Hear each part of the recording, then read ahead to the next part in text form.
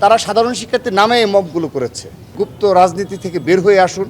বিগত প্রায় 5 থেকে 7 দিন যাবৎ চট্টগ্রাম এবং গত পরশু দিন যে পাবনার ঈশ্বরদী সরকারি কলেজে যে ঘটনাগুলো ঘটেছে তার ধারাবাহিকতায় বাংলাদেশ জাতীয়তাবাদী ছাত্রদল সিদ্ধান্ত নিয়েছে যে আমরা বিগত 5 আগস্ট পরবর্তী সময়ে প্রায় 2 বছর হয়ে গেল আমরা যে সম্প্রীতিমূলক ক্যাম্পাস ছাত্র রাজনীতি চালু রেখেছিলাম সেগুলোতে সাময়িক বিঘ্ন ঘটেছে। তার নেপথ্যে যে কারণে থেকে থাকুক সেই বিষয়টি আমরা অনুধাবন করে আমরা ঢাকার এবং ঢাকার বাইরের সকল বিশ্ববিদ্যালয়, শীর্ষ বিশ্ববিদ্যালয়গুলো, কলেজ ইউনিট এবং মহানগর ইউনিটকে আনুষ্ঠানিকভাবে ডেকে আমরা সাংগঠনিক জরুরি মতবিনিময় সভা করেছি এবং সেখানে আজকের এই সাংগঠনিক সভায় আমরা আমাদের সকল ইউনিট থেকে মতামত গ্রহণ করেছি। সেই মতামত এবং নির্দেশনা প্রদান করেছি। যে মতামতগুলো উঠে এসেছে সবাই এক বাক্যে সবাই যে বলেছে যে ক্যাম্পাসগুলোতে মূল সমস্যা হচ্ছে যে একটি গুপ্ত সংগঠন যে গুপ্ত রাজনীতি চালু রেখেছে, যেখানে আমরা অধিকাংশ ক্যাম্পাসে জানতে পারলাম কোনো জায়গায় 2 সদস্য বিশিষ্ট কমিটি, কোনো জায়গায় 5 সদস্য বিশিষ্ট কমিটি, কিন্তু 1.5 বছর যাবৎ এখানে মব হয়েছে। তাহলে এই মবগুলো কারা করলো?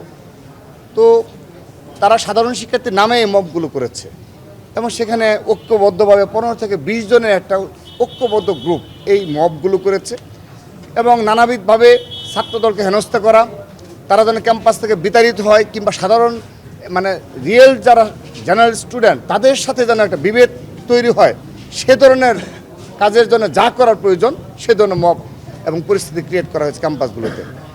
সে কারণে সকল শিক্ষা প্রতিষ্ঠান থেকে আমাদের দাবি এসেছে যে গুপ্ত রাজনীতি যদি বাংলাদেশে চলমান থাকে তাহলে এই সংকট নিরসন হবে না। দ্বিতীয়ত, সোশ্যাল মিডিয়ার যে অব্যাহত প্রপাগান্ডা এবং সেখানে অবশ্যই আমরা অকপটে স্বীকার করব যে আমাদেরও বেশ কিছু নেতাকর্মী রয়েছে যারা প্রতি উত্তরে এই যে ধারাবাহিক প্রপাগান্ডা অব্যাহত মাসের পর মাস যে মিথ্যাচার প্রপাগান্ডা চলছে, তখন কাউন্টার হিসাবে তারাও অবশ্যই এখানে বেশ কিছু আইডি থেকে তারাও কিন্তু স্বাভাবিকভাবেই আমাদের কাঙ্ক্ষিত যে আচরণ সেগুলো করে নিই। আমরা তাদেরকে সতর্ক করেছি যে যতই প্রপাগান্ডা হোক না কেন, ষড়যন্ত্র হোক না কেন, কোনো ষড়যন্ত্রের ফাঁদে পা দেওয়া যাবে না।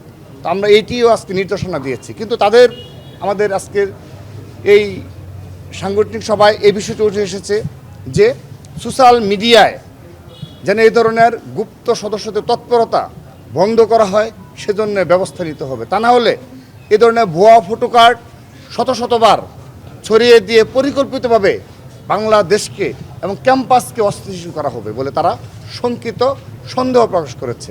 কিন্তু আমরা বলেছি যত যাই হোক ক্যাম্পাসকে সাধারণ শিক্ষার্থীদের পাশে থাকার জন্য যা করণীয় তাই করতে হবে। কোনোভাবেই কোনো ক্যাম্পাস যেন অস্থিতিশীল না হয় সেজন্য আমরা সর্বোচ্চ ধৈর্য এবং সংযম প্রদর্শন করব। এবং এই দুটো বিষয় উঠে এসেছে।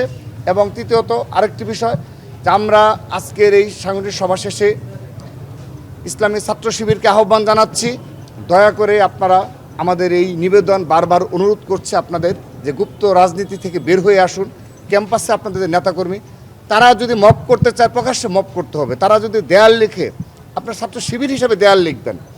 আপনারা যদি সোশ্যাল মিডিয়ায় কোনো ক্যাম্পাসে ছাত্রদলের গঠনমূলক সমালোচনা হোক কিংবা অহেতুক সমালোচনা হোক করবেন, সেটাও আপনি আপনার সদস্য অনুযায়ী করুন।